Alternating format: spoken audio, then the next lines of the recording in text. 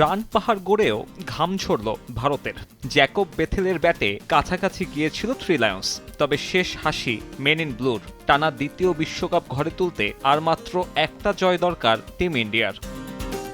দারুণ শতকের পরেও সতীর্থদের ব্যর্থতায় ফাইনালে ওঠা হলো না বেথেলের। তবে ভারতীয়দের চিন্তায় ফেলে দেয়া এমন ইনিংস ক্রিকেট বিশ্ব মনে রাখবে বহুদিন। রানবন্যার ম্যাচেও 4 ওভারে মাত্র 33 রান খরচে স্বাগতিকদের জয়ের নায়ক জসপ্রীত বুমরা। এদিন টস হেরে আগে ব্যাটিংয়ে নেমে শুরুটা ভালো হয়নি ভারতের। দ্বিতীয় ওভারে ফেরেন অভিষেক শর্মা। ফিরতে পারতেন সঞ্জু স্যামসনও। ব্যক্তিগত 15 রানে তার ক্যাচ ফেলে দেন অধিনায়ক হ্যারি ব্রুক। জীবন পেয়ে তাণ্ডব চালান স্যামসন।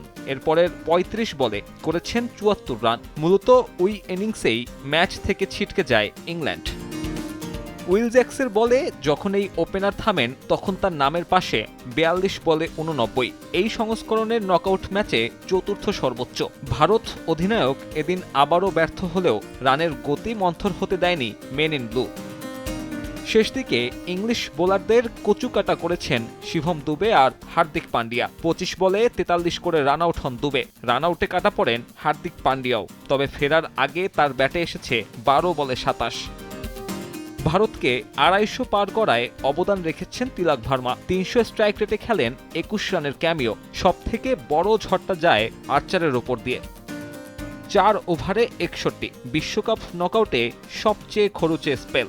এক ম্যাচে সর্বোচ্চ 7 ছক্কা হজমের রেকর্ডেও নাম লিখিয়েছেন এই ইংলিশ পেসার। তাতে স্বাগতিকদের সংগ্রহ দাঁড়ায় 253। টি-20তে রেকর্ড ষষ্ঠবারের মতো 250 পার করল মেন ইন ব্লু। রোববার আহমেদাবাদে বসবে শিরোপা নির্ধারণী ম্যাচ।